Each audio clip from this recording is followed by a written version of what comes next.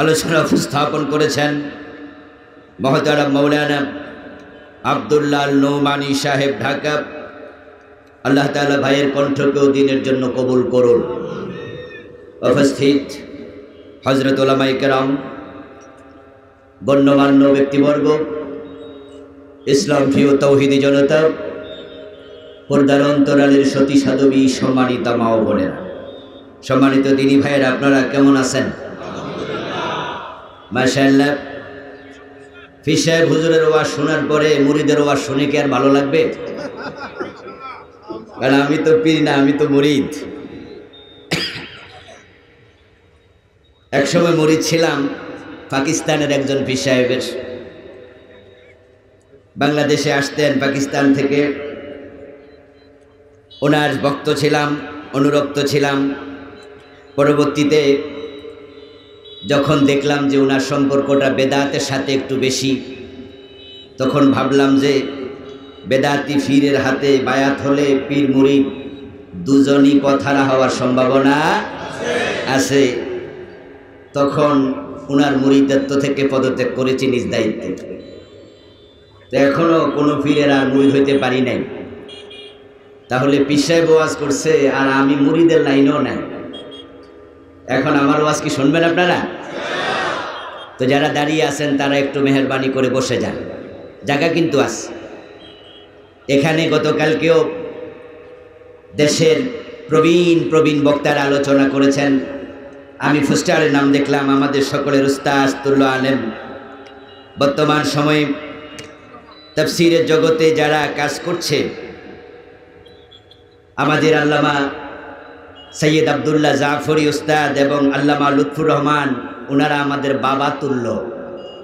আমাদের মুরব্বী আল্লামা লুৎফুর রহমান হুজুর এসেছেন, শায়েখ জামাল উদ্দিন ভাই আলোচনা করেছেন, মুহাদ্দিস আবু নসর আশ-শাবী ভাই আলোচনা করেছেন। আপনারা যারা গতকাল এসেছেন নিশ্চয়ই যথেষ্ট পরিমাণ খোরাক আপনারা পেয়েছেন। আজকেও বিজ্ঞ প্রাজ্ঞ দুজন বক্তা থেকে যথেষ্ট আলোচনা শুনেছেন। আমি আপনাদের আগ্রহ যদি থাকে তাহলে খুব লম্বা আলোচনা না করে আমরা সংক্ষেপে কিছু কথা বলবো ইনশাআল্লাহ। শুরু করব? আমাকে রেখে চলে যাবেন না তো?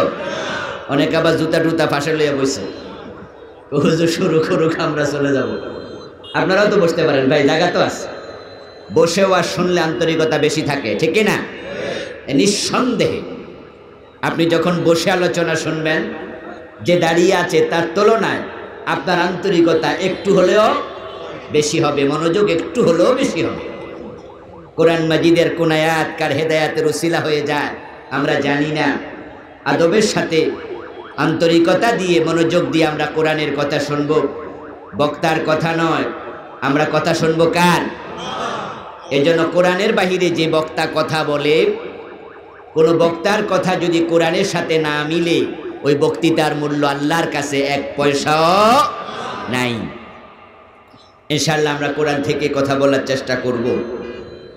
আল্লাহ তাআলার পবিত্র দরবারে লাখ কোটি শুকরিয়া জ্ঞাপন করছে যে মহান মনিব অত্যন্ত মেহেরবানি করে এ কোরআনের ময়দানে আমাদের সকলকে হাজির হওয়ার তৌফিক দিলেন, যিনি মেহেরবানি করে আমাদেরকে সুস্থ রাখলেন, পবিত্র কোরআনের কথা বলার মতো, শোনার মতো কোরআন মুখে হৃদয় দিলেন।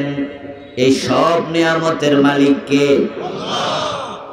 সেজন্য আমরা আলোচনার শুরুতে মন প্রাণ উজাড় করে অন্তরের সবটুকুন শ্রদ্ধা এবং ভালোবাসা দিয়ে আমাদের মনিব আল্লাহ তাআলাকে শুকরিয়া জানাই, কৃতজ্ঞতা জানাই।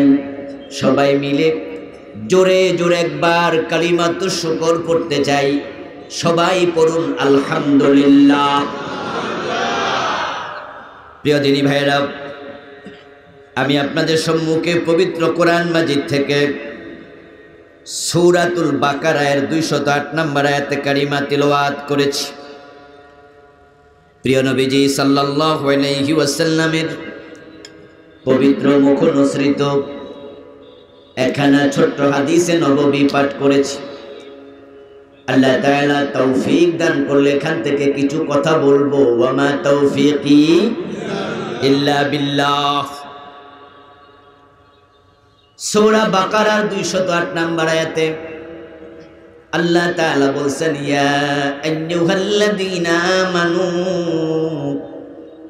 ও মুমিনেরা, তোমরা যারা ঈমান এনেছো, মুমিন তোমরা শোনো। ডাক দিলেন কে? আল্লাহর ডাকে সাড়া দেয়া দরকার আছে না নাই? আল্লাহর ডাকে সাড়া দেয়া নফল না ফরজ? আল্লাহ ডাকলেন, আমরা সাড়া দেব তিনি কি বলতে চান তা শুনে আমল করার মাধ্যমে, ঠিক না?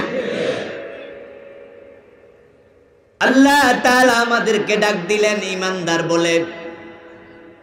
তারপরে তিনি ডেকে বলছেন, উদখুলু ফিস-সিলমি কাফা,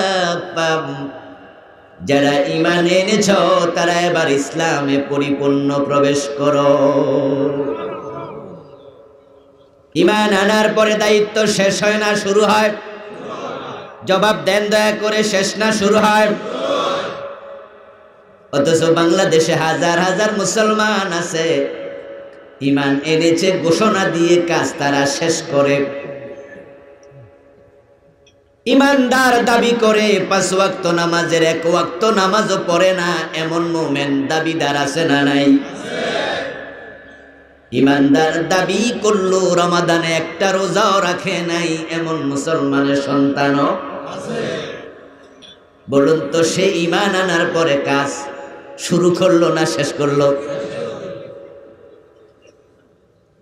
ও প্রিয় ভাই আমার, ঈমান হচ্ছে ইসলামে প্রবেশের জন্য মেইন গেট, প্রধান ফটক, বড় দরজা। আপনি ইসলামে প্রবেশ করতে হলে আপনাকে 1 নম্বরে কালেমা পড়তেই হবে। আর যে ব্যক্তি কালেমা পড়ে তাকে মুমিন বলে।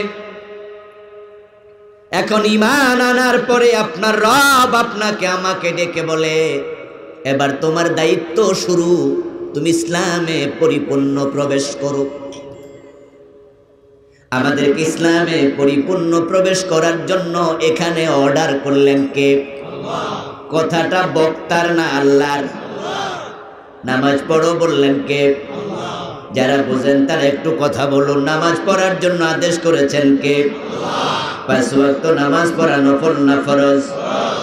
রমাদানে রোজা রাখতে বলেছেন কে? আল্লাহ। রমাদানে রোজা রাখা নফল না ফরজ?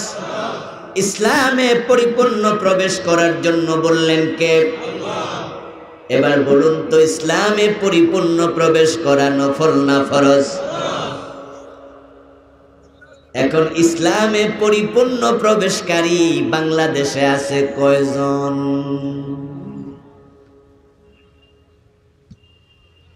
আমার বন্ধু, এই দেশে আমরা নিজের চোখে যদি খুঁজি, পরিপূর্ণ ইসলাম মানে এমন লোকের সংখ্যা বড় কম। এজন্য সমাজে নামাজিদের দিকে তাকাবেন, আরে বেনামাজিদের কথা বলে তো কোনো লাভ নাই, কারণ যে নামাজ পড়ে না সে আসলে মুসলমানই থাকে না। আমরা মুসলিম নিয়ে কথা বলবো না, কথাটা যদিও শক্ত, এটাই হাদিস, এটাই ইসলাম। قال النبي صلى الله عليه وسلم من ترك صلاة متعمدا فقد كفر। প্রিয় নবীজি বললেন, যে ব্যক্তি ইচ্ছা করে নামাজ ছেড়ে দেয় সে কুফরি করে। কথাটা রাসূল বলেছেন। আমি বললে আপনি বলতে পারতেন, হুজুর বেনামাজির আপনি কাফের বলে দিলেন, কিন্তু রাসূল তো বললেন বাইনাল মারই ওয়া বাইনাশ শিরকি ওয়াল কুফরি তারকুস সালাম। সহিহ মুসলিমের হাদিস। প্রিয় নবীজি বললেন, একজন ব্যক্তি মুমিন না মুশরিক, তার সেনার জন্য আলামত হলো নামাজ ছেড়ে দেয়া। যে নামাজ ছেড়ে দেয় সে ইসলামের ভিতরে আর থাকে না। দুজন বড় বড় সাহাবীর কথা শুনাই। একজন আব্দুল্লাহ ইবনে ওমর রাদিয়াল্লাহু তাআলা আনহু, আর একজন আব্দুল্লাহ ইবনে মাসউদ রাদিয়াল্লাহু তাআলা আনহু। দুজন প্রখ্যাত সাহাবীর বক্তব্য, লা হাজ্জা ফিল ইসলাম লিমান তারাকাস সালাত। দুজনের বক্তব্য একই রকম, শাব্দিক সামান্য পার্থক্য। মূল মেসেজটা হলো, দুইজন বড় বড় সাহাবী বললেন, যে ব্যক্তি নামাজ ছেড়ে দেয় ইসলামে তার কোনো কন্ট্রিবিউশন আর থাকেই না। হে বন্ধু, মাঝে মাঝে দিও কক্ত কাজা হয়ে যাওয়া এক কথা, আর প্রতিদিন নামাজ ছেড়ে দেয়া এক কথা নাকি? এক কথা নয়।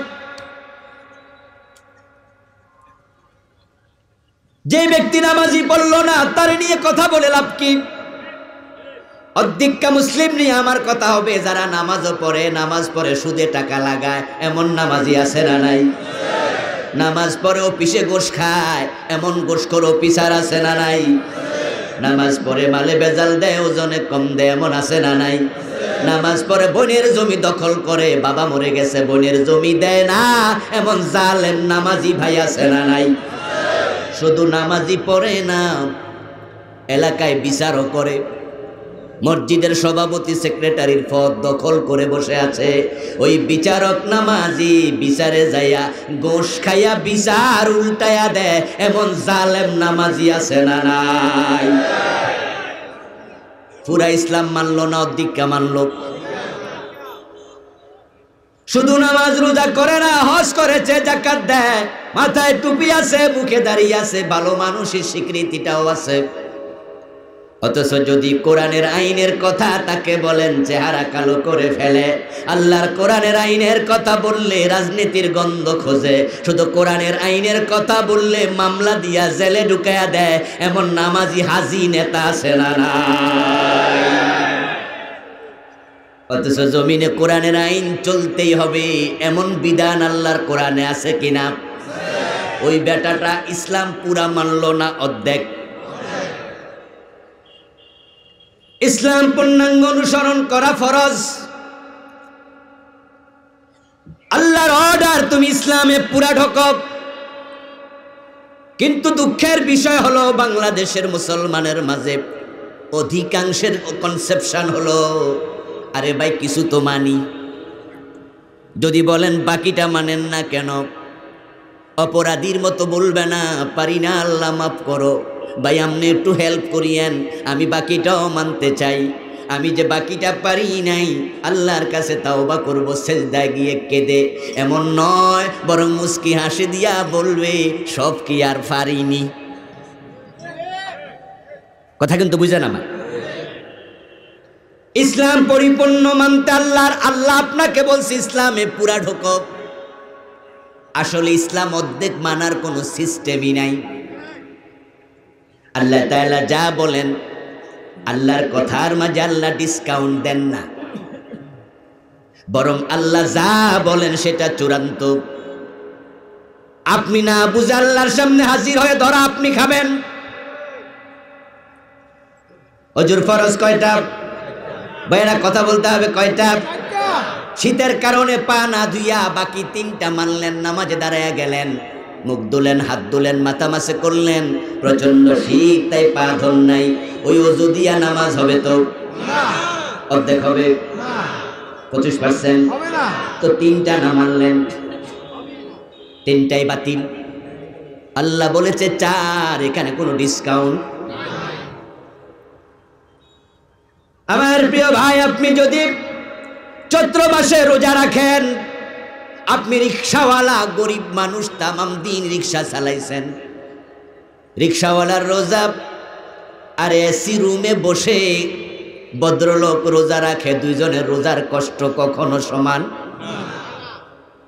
সকালবেলায় যখন রিক্সার প্যাডেলে পা রেখেছে, হাতলে হাত রেখেছে, আধা মাইল চালানোর পরে ওই সকালবেলায় রিক্সাওয়ালার গেঞ্জিটা ঘামে ভিজে গেছে। ওই রিক্সাওয়ালা ভাইকে দেখবেন মাঝে মাঝে গেঞ্জি খুলে হাতে নিয়ে এইভাবে চিপে ঘাম জড়ায় আবার গায়ে দেয়। যখন দুপুর 2টা 2:30, তখন তার পিপাসায় বুক খা খা করতে থাকে, ক্ষুধায় পেটটা চুঁচু করে। আসর পর্যন্ত রিক্সা চালায়া তারপরে দাউদকান্দির বড় মসজিদের খতিবের মসজিদে আসরের নামাজ পড়ছে। পরে যদি আবার খতিব সাহেবকে বলে, হুজুর আমি গরিব রিক্সাওয়ালা, রোজা ভাঙ্গি না, তবে সারা দিন যা কামাই হইছে রিক্সা পরের ভাড়া দিয়া বাকি যা আছে চাল কিনলে তরকারি কিনতে পারবো না, বাচ্চা কাচ্চা কি খাবে?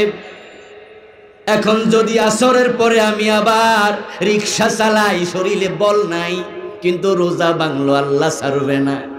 এখন আমি তো দিনের 14 ঘন্টার মাঝে মোটামুটি 12 ঘন্টা 12.5 ঘন্টা রোজা রাইখা লাইছি। আপনি হুজুর বলেন, যদি আমি এখন ইফতার করে ফেলি আর আসর থেকে মাগরিব একটু শরীরে শক্তি সঞ্চয় কইরা রিক্সা চালাই, চাল ডাল কিনে বাড়ি যাইতে পারবো, পোলাপান খাবে। হুজুর আপনার দিকে তাকায়া যদি বলে, আল্লাহ গফফার, আল্লাহ গাফুর, আল্লাহ রহমান, আল্লাহ রহিম, তুমি যে রিক্সাওয়ালা গরিব, আল্লাহ তো সব দেখে। 14 ঘন্টার রোজা 12.5 ঘন্টা রেখেছ, আর 1.5 ঘন্টা অসুবিধা নাই, ইফতার কইরা লাও, 80% সওয়াব পাইয়া যাইবা। হুজুরের ফতুয়া ঠিক না বল? ওই বেটা যদি হুজুরের ফতুয়া শোনে, আসরের নামাজ পড়ে ইফতার করে ফেলেন, 80% সওয়াব না পাক, 50% তো পাবে। কত পার্সেন্ট পাবে? তো 12 ঘন্টার মূল্য আছে নি আল্লাহর কাছে? আল্লাহ যা বলে ডিসকাউন্ট তালাশ করা যায় না।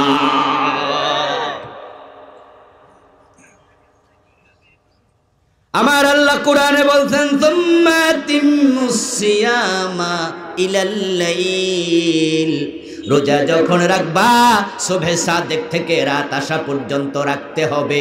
জেনে শুনে 2 মিনিট আগেও যদি ইফতার করো, তোমার পুরা দিনের রোজা বাদ। আমার বন্ধু বলুন তো, ফজরের নামাজের ফরজ কয় রাকাত? সহজ প্রশ্ন, জবাব দেন, কয় রাকাত? আপনি আপনার 8 বছর বয়সী ছেলেটাকে সাথে নিলেন মসজিদে।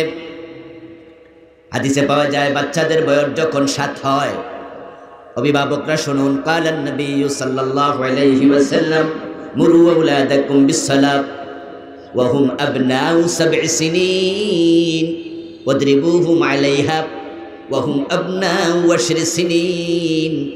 বাচ্চাদের বয়স 7 হলে নামাজের অর্ডার করো, আর 10 হলে প্রয়োজনে শাসন করে নামাজ পড়তে বাধ্য। আপনার 8 বছর বয়সী বাচ্চাকে সাথে নিয়ে ফজরের টাইমে মসজিদে গেলেন, বাচ্চা ওযু করে আপনার পাশে সুন্দর করে নামাজে দাঁড়ালো। প্রথম রাকাত শেষ করে মাথা তুললেন, সিজদা থেকে উঠে দেখেন আপনার পাশে বাচ্চা নাই। নামাজ শেষ করে বাড়ি গেলেন, গিয়ে দেখেন আপনার বাচ্চাটা কম্বল গায়ে দিয়া শুয়ে আছে। আপনি যায়া বললেন, কিরে বাজান, তোরে না মসজিদের সাথে নিলাম? আপনার ছেলে জবাব দেয়, হ্যাঁ বাবা, তো চলে আসলি? ছেলে জবাব দেয়, 1 রাকাত তো পড়ছি, যেই শীত, আমি ছোট মানুষ, তাই ভাবছি অর্ধেক পড়লে সওয়াব অর্ধেক পাইলো চলে। আপনি তখন বাচ্চার মাথার পাশে বসে মাথার মাঝে হাত বুলে আদর করে বলে দেন, ও বাজান, আল্লাহ 2 রাকাত ফরজ করছে, অর্ধেক পয়রা আসলে আল্লাহ অর্ধেক সওয়াব দেয়, তোরে কইছে কে?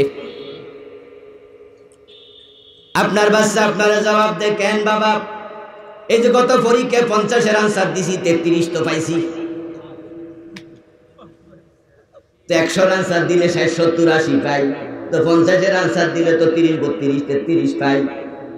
এখন 2 রাকাতে 1 রাকাত পড়ছি, আল্লাহ নিশ্চয় আমারে পাস করাইয়া দিব। আপনি ছেলের কথায় কনভিন্স হয়ে বলবেন কথা ঠিক, নাকি তাকে বুঝাবেন আল্লাহর আদেশে ডিসকাউন্ট চলে না?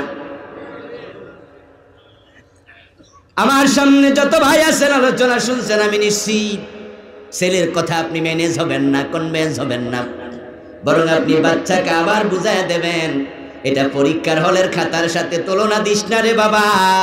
আল্লাহ ফজরের নামাজের ফরজ বানাইছে 2 রাকাত, পড়লে 2 রাকাত, না পড়লে নাই, মাঝখানে থাকার কোনো সুযোগ নাই। ইয়া আইয়ুহাল্লাযীনা আমানু দুখুলু ফিস সিলমি কাফা, ও মুসলমানেরা, অধিকা মুসলমান হয়ো না। আমাদের রব বলছে ইসলামে পরিপূর্ণ ঢোকো। কিন্তু বাংলার মুসলমানদেরকে যে কেডা ধোকা দেয় আল্লাহই জানে। তারা অর্ধেক ইসলাম মেনে জান্নাতে যাওয়ার স্বপ্ন দেখে, অর্ধেক ইসলাম মেনে শুধু দেখে না, ইসলাম মোটেও মানে না। এমন লোকেরাও জান্নাতের স্বপ্ন দেখে, এমন লোকও আছে না নাই? 5 ওয়াক্ত নামাজ পড়ে না, রমাদানে রোজা রাখে না, জুমার নামাজ পর্যন্ত পড়ে না, এমন জালেমও আছে না? মানুষ কয় হেতে এত কাটটা বেনামাজি, আসার খাইয়া পড়লো দক্ষিণ দিকে পরে কাইতুইয়া। সমাজে এমন কিছু বেনামাজি আছে কয় পশ্চিম দিকে ফিসল খাইয়া পড়ে না। আপনি এমন বেনামাজির কাছে যাবেন? আমি এমন লোক চিনি নামাজ রোজা কিচ্ছু করে না, জিজ্ঞাসা করার পরে মুস্কি হাসি দিয়ে বলে, ওস্তাজ কি যে বলেন? জিজ্ঞাসা করা হলো জান্নাতে যাবেন না, বলে এটা তো আগে ফাইনাল করে রাখছি। আপনি আশ্চর্য হয়ে বললেন কেমনে, কি বুঝি না, ওয়াক্তিয়া নামাজে নাই, জুমার নামাজে নাই, জান্নাত ফাইনাল কেমনে করলাম? তখন আপনাকে বুঝানোর জন্য কান্দে নিয়া দোতরা গানে গানে শোনায়া দেবে, আছেন আমার মুক্তার, আছেন এমন গান, আছেন আমার ব্যারিস্টার, শেষ বিচারের হাইকোর্টেতে তিনি আমায় করবেন পার, আমি পাপী তিনি জামিনদার, টুনটুনা টুনটুন। এই গান বাংলাদেশে গায় এমন গায়ক আছে না নাই? তার গান দিয়ে সে কি বুঝালো? সে গুনাহগার, সে বেনামাজি, কিন্তু জান্নাতের ব্যাপারে তার টেনশন নাই, কারণ সে এমন এক পীরের মুরিদ হইছে, এমন এক মুক্তার আছে, তার ব্যারিস্টার আছে। হাসরের ময়দানে আল্লাহ যখন হাকিম হইয়া ধরবে, তখন আমি গুনাহগার, তিনি হবেন জামিনদার। ফিসা বুজুর কইয়া দিছে তোরে সারা জান্নাতে যাবো না, এজন্য আল্লাহরে সেজদা দেয়া বন্ধ করে পীরের পায়ে সেজদা মারে, এমন জালেম আছে না নাই?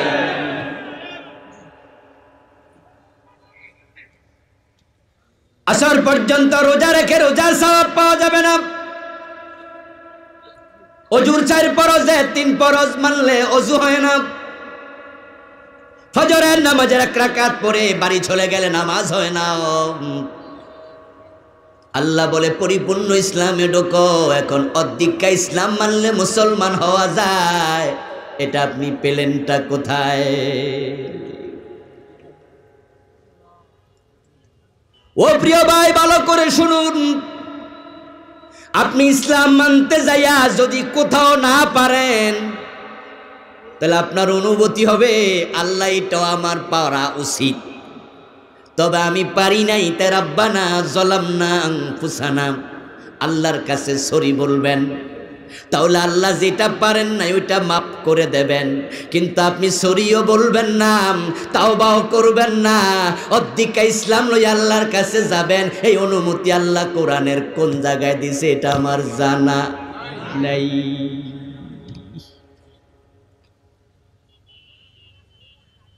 قال النبي صلى الله عليه وسلم إنما المؤمن كالجمل الأنيف হাইসুমা কিদা ইনকাদ। প্রিয় নবীজি বলতেছেন, তুমি যদি মুমিন হও, তুমি হয়ে যাবে ওই ওটের মতো, যে ওটের নাকের ভিতরে মালিক রশি ঢুকাইয়া দিছে। যে ওটের নাকের ভিতর মালিক রশি ঢুকাইয়া দিছে, ওই ওটের মতো হয়ে যাও। আমার রাসূল কত চমৎকার উদাহরণ দিলেন।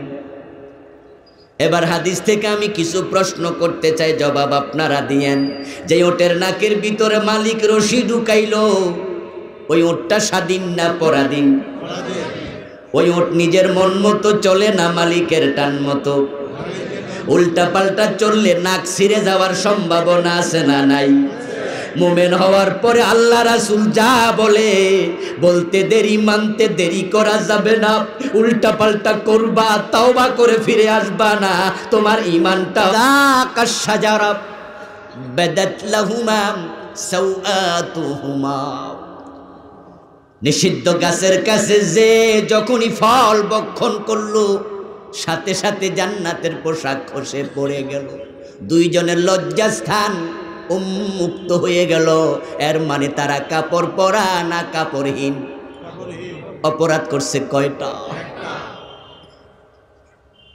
আল্লাহর একটা কথা মানে নাই। বাবা আদম মা হাওয়া দুইজনের আল্লাহ জান্নাতের পোশাক খুইলা নিয়ে গেল। কোরআন মাজিদে আলোচনা যদি আল্লাহ না করতেন তাহলে আমরা কিন্তু এগুলো জানতাম না। কারণ যেই জান্নাতে ঘটনা ঘটেছে সেখানে আমরা কেউই ছিলাম না। এখন এই কাহিনী কোরআনে আল্লাহ কেন বলল? কেন বলল? আদম এবং হাওয়ার বদনামি করার জন্য নাকি? আল্লাহ আলোচনা করে বুঝায়, ও আদমের সন্তানেরা, তোমাদের মা তোমাদের বাবা আমার একটা কথা শোনে নাই। আমি জান্নাতের কাপড় খুলে রেখে বের করে দিয়েছি, আর তোমরা ডজন ডজন কথা আমি আল্লাহর অমান্য কইরা ওই জান্নাতে আসার স্বপ্নটা দেখো কেমনে।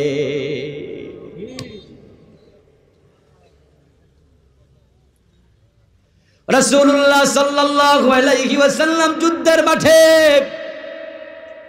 যুদ্ধের বিরতি চলাকালে ফারুক আজম ওমর থেকে বর্ণিত হাদিস, রাসূলের সামনে হযরত ওমর দাঁড়ানো। যুদ্ধের বিরতিতে এক ব্যক্তি এসে বলে, ইয়া রাসূলুল্লাহি ফুলানুন কাদ উস্তুশহিদা। ফাকাল আন-নবিয়্যু কাল্লা রাআইতুহু ফিন-নার বিআবাতিন কাদ গাল্লাহা। ওমর বলতেছেন, রাসূলের সামনে এসে এক ব্যক্তি খবর দিল, হে আল্লাহর রাসূল, অমুক আজকের যুদ্ধে শহীদ হয়েছে। আল্লাহর হাবিব নামটা শোনার সাথে সাথে বললেন, কাল্লা, অসম্ভব না, কাদ রাআইতুহু ফিন-নার, এই লোকটাকে আমি জাহান্নামে দেখে এসেছি। বিআবাতিন কাদ গাল্লাহা। এবার রাসূলুল্লাহ কারণ বলতেছেন, কারণ হলো অমুক যুদ্ধে গনিমতের মাল থেকে সে একটা চাদর চুরি করেছিল। ওই চাদরটা চুরি করার অপরাধে এই লোকটা যুদ্ধের মাঠে মারা গেছে। আল্লাহ তার নাম শহীদের কাতারে ঢুকায় নাই, ওই অপরাধের কারণে আল্লাহ তারে জাহান্নামে দিয়েছে। আমি নিজে মেরাজের রাতে দেখে এসেছি।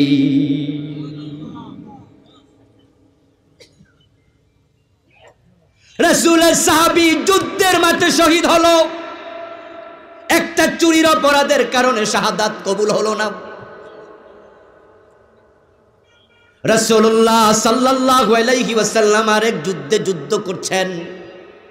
এমত অবস্থায় একজন যোদ্ধার প্রসঙ্গে সাহাবার আলোচনা করতে গিয়ে বলল, আজকের যুদ্ধে সবচেয়ে বেশি বীর বিক্রমে যুদ্ধ করতেছে অমুক সাহাবী।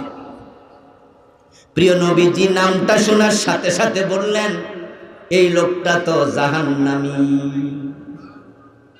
নাউজুবিল্লাহ পড়বেন নি? কিছু কিছু জায়গায় নাউজুবিল্লাহ পড়িয়ে, নাউজুবিল্লাহ পড়িয়ে, সুবহানাল্লাহ বলিয়ে। কারণ কারো জাহান্নামী হওয়ার খবর শুনে আল্লাহর কাছে জাহান্নাম থেকে আশ্রয় চাওয়া দরকার, ঠিক কি না?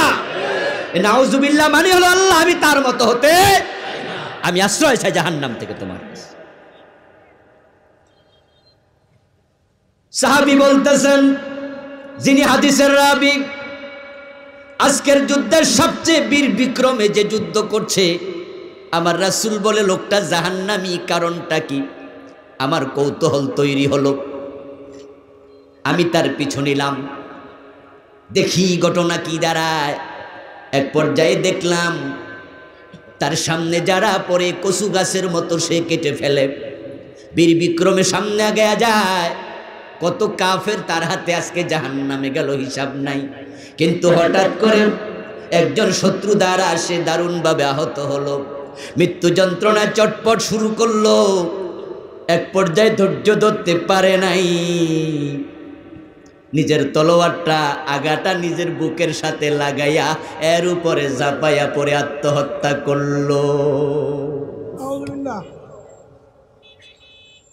আপনাদের কাছে আমি জবাব চাইব, জবাব দিয়ে, আত্মহত্যা করা সগীরা গুনাহ না কবিরা গুনাহ?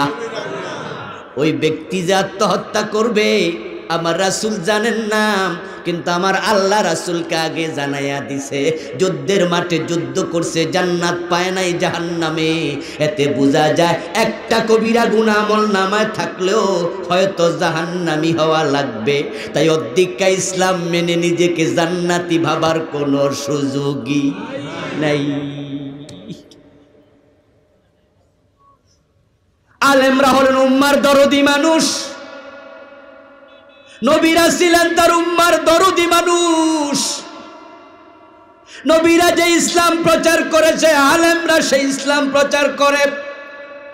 আমরা যখন আপনাদের কাছে পরিপূর্ণ ইসলামের কথা বলি, তখন ইসলামের অর্থনীতির কথা বলা লাগে, ইসলামের সমাজনীতির কথা বলা লাগে, ইসলামের শিক্ষানীতির কথা বলা লাগে। আপনারা সমাজনীতি শুনেন বলে ভালো, শিক্ষানীতি শুনে বলেন হুজুর ঠিক কইছে, বিবাহ নীতি শুনে বলেন হুজুর ঠিক কইছে, অর্থনীতি শুনে বলেন হুজুর ঠিক কইছে। এবার বলুন তো, ইসলাম পরিপূর্ণ যদি করতে হয়, ইসলামে রাসূলের রাজনীতি আছে না নাই? ওইটা যদি বলি তখন বলে হুজুর রাজনীতি কেন করে?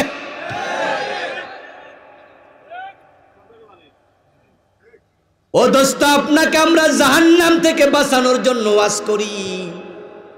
আল্লাহ বলছে ইসলামে পরিপূর্ণ ঢুকো। এখন ইসলামে পরিপূর্ণ ঢোকার জন্য আমার রাসূলকে দেখে আপনি নামাজটা সাজাইলেন রাসূলের মতো।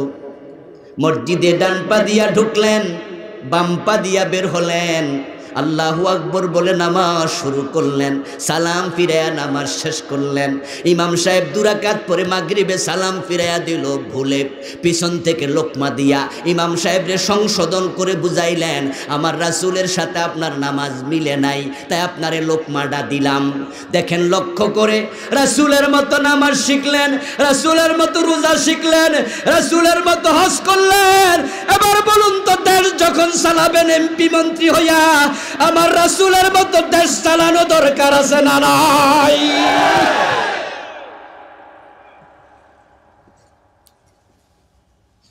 আমার রাসূল সাল্লাল্লাহু আলাইহি ওয়াসাল্লাম তো শুধু মসজিদে নববীর ইমাম ছিলেন না, তিনি তো মদিনার প্রেসিডেন্টও ছিলেন 10টা বছর। ও প্রিয় ভাই, শুধু রাসূলুল্লাহ রাজনীতির ওয়াজ করার কারণে এই দেশে কত আলেম জেল খাটা লাগছে, কত বড় বড় আলেম বিশ্ববিখ্যাত মুফাসসির শুধু ইসলামী রাজনীতির ওয়াজ করেছে। এক সাইডের ওয়াজ করলে উনাকে জেলখানায় মরা লাগতো না। যারা অধিকা ইসলামের ওয়াজ করে তারা আপনাদের কাছে আপন, ওরার হাদিয়া দেন, তোহফা দেন।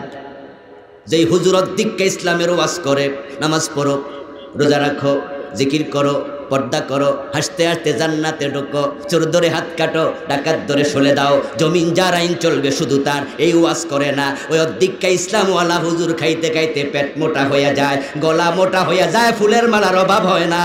আর যারা পুরা ইসলামের কথা বলে তারা বাড়িতে ঘুমাতে পারে না।